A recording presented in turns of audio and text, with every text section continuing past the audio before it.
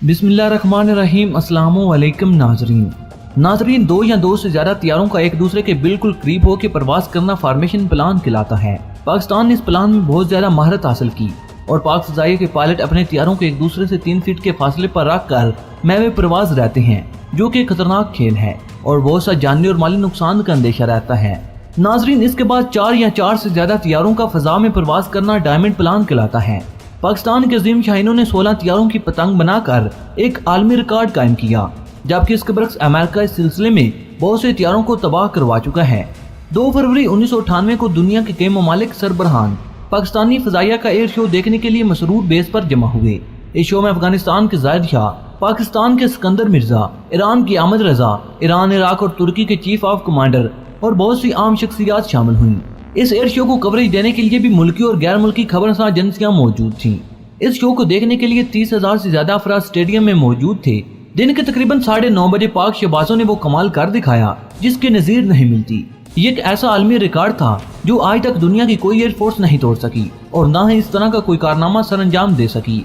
पाकिस्तान के माहिर जंगी हवाबाजों ने 16 खैबर तैयारों को डायमंड इंफॉर्मेशन में उड़ाकर एक आलमी रिकॉर्ड कायम कर दिया, जो कि आज तक बरकरार है। इसमें कमाल ये था कि 16 के 16 तैयारे अपनी अपनी पोजीशन में इकट्ठे उल्टे हुए और फिर सीधे होकर आगे निकल गए और एक तैयारा भी अपनी लाइन से इधर उधर ना हुआ और बड़ी महारत से सारा शो मुकम्मल किया। इस शो में बरतानिया के नामानगार भी मौजूद थे।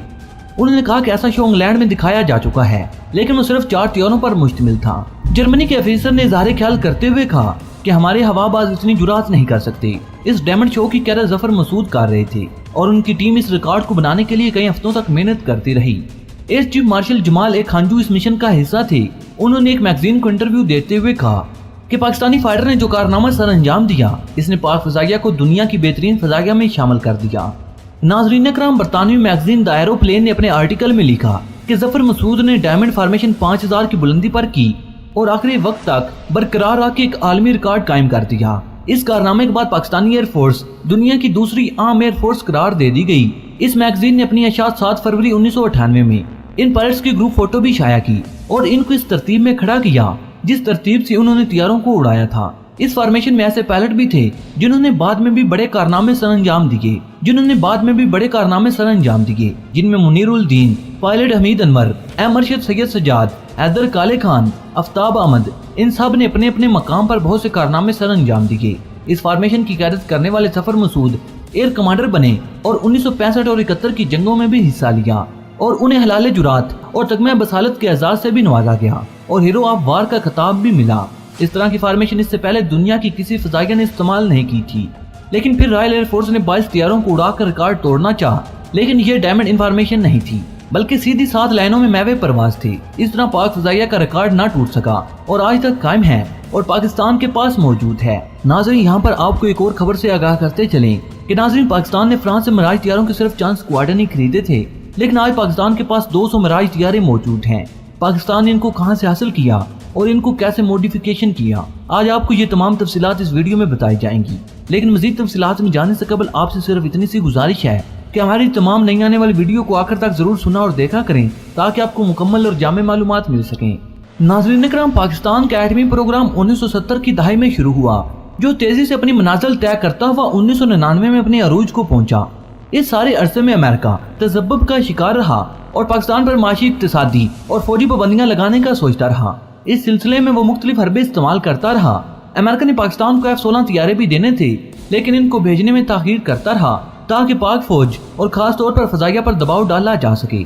पाबंदियों की वजह से पाक फ़ज़ाइया पर बहुत दबाव था, क्योंकि PAF के इस्तेमाल में अमेरिकन इंफ्रास्ट्रक्चर था और वो इसे इस्तेमाल कर रही थी। लिहाजा पाक फ़ज़ाइया के लिए इस इंफ्रास्ट्रक्चर को चलाने के लिए जदीद इंतजामात और तरबियत की जरूरत थी। लिहाजा 1992 में पाक फ़ज़ाइया ने खुद कफील होने के प्रोग्राम के साथ अपनी फ़ज़ाई आलियत बढ़ाने की कोशिश शुरू कर दी। इस सिलसिले में सैबर 2 प्रोग्राम और इसके साथ साथ कुछ दूसरे प्रोग्राम शुरू किए गए और F-17 थंडर की तरह के तैयारे पाक फ़ज़ाइया में शामिल कर दिए गए। पाक फ़ज़ाइया की कोशिश थी कि सैबर की तरह का अपना तैयारा बनाया जाए, जबकि रोज 2 का मकसद ये था कि दुनिया भर से ग्राउंड तैयारे खरीदे जाएं और इनके पार्ट्स को इस्तेमाल करके कुछ जदीद तैयारा बनाया जाए। पाक फ़ज़ाइया में मिराज 3 तैयारा पहली दफा मुतारफ हुआ और मिराज 5 1965 में। पाकिस्तान ने भी 1968 में कुछ मिराज 3 और 5 तैयारे खरीदे थे, लेकिन 90 की दहाई तक ये तैयारे काफी पुराने हो चुके थे और कुछ ग्राउंड भी हो चुके थे। दूसरी तरफ पाबंदियों की वजह से पाकिस्तान इस पोजीशन में नहीं था कि नए तैयारे खरीद सकता। बस पाकिस्तान ने खुद कफील होने के लिए MFU यानी मिड लाइफ प्रोग्राम शुरू किया, जिसका कोड मिराज रोज था। इसका मकसद मिराज तैयारों को अपग्रेड करना था। ये प्रोग्राम काफी सुस्त होना था क्योंकि पुराने ग्राउंड तैयारे सस्ते मिल जाने थे और इनको अपग्रेड पाक फ़िज़ाइया के इंजीनियर ने खुद करना था। इस प्रोग्राम को पाए तकमील तक पहुंचाने के लिए पाकिस्तान ने फ्रांस से इस तैयारे की ब्लूप्रिंट हासिल करने की कोशिश शुरू कर दी। इस सिलसिले में पाकिस्तान को फ्रांस और इटली की कंपनियों का तामन भी हासिल था। फिर कामरा एरोनॉटिकल कम्प्लेक्स में मॉडिफिकेशन सेल कायम की गई। ऑस्ट्रेलिया से खरीदे गए तैयारों को इस कम्प्लेक्स में अपग्रेड किया गया। इन तैयारों को ऑस्ट्रेलिया ग्राउंड कर चुका था। पाकिस्तान ने ऑस्ट्रेलिया से 50 मिराज 3 तैयारे खरीदे, जिनके बारे में ख्याल था कि इनमें से 40 से ज्यादा अपग्रेड किए जा सकते हैं। इन तैयारों से 12 तैयारों को PS कामरा कम्प्लेक्स में ओवरहाल किया गया और उसके बाद काबिल इस्तेमाल किया गया, जिसे फ़िज़ाइया की जुबान में ऑपरेशनल करना कहते हैं। चनाचा 33 तैयारों को अपग्रेड करके ऑपरेशनल कर दिया गया। इस फेज में तैयारों की हर तरह से मॉडिफिकेशन की गई। कॉकपिट, विंग्स, गर्ल्स हर तरह की मुरम्मत और सेटिंग कर दी गई। मल्टीपर्पल रडार सिस्टम वगैरह भी सेट किए गए। इसके अलावा मुख्तलिफ किस्म के सिस्टम भी इन तैयारों में लॉन्च किए गए। इसके अलावा नया अटालियन रडार कंट्रोल सिस्टम भी ऐड किया गया और मिराज में एयर टू एयर अटैक की सलाहियतें पैदा की गईं। बल्कि पाकिस्तान ने इस तैयारे में एयर रिफ्यूलिंग सिस्टम भी लगा दिया। इस तरह पाकिस्तान ने पुराने तैयारों को नई शिक देकर जदीद तैयारे के मॉडल में तब्दील कर दिया। फेज प्रोग्राम की तकमील के बाद फ्रांस और इटली की कंपनियां चली गईं और प्रोग्राम को बंद कर दिया गया। इन कंपनियों के जाने के बाद मार्गल्ला इलेक्ट्रॉनिक ने इस फेज में शमूलियत इख्तियार की, जो पाकिस्तान के लिए बहुत बड़ी कामयाबी और खुशखबरी थी। इसके बाद पाक फ़िज़ाइया ने रोज 2 फेज शुरू किया, जिसमें मिराज 5 तैयारों की मॉडिफिकेशन की जानी मकसूद थी और साथ ही फेज 3 शुरू करके मिराज तैयारों की अपग्रेडेशन का काम भी शुरू किया गया। इन फेज में जदीद से जदीद आलात की मदद से तैयारों को अपग्रेड करने और इनकी सर्विस करने के तमाम ऑप्शन मौजूद थे।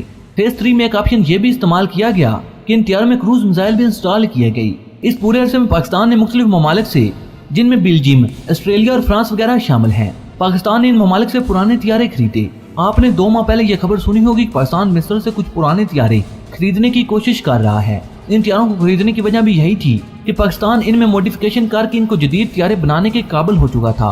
आप सोच भी नहीं सकते कि पाकिस्तान को इस मामले में कितना फायदा हुआ और आइंदा कितना फायदा होगा।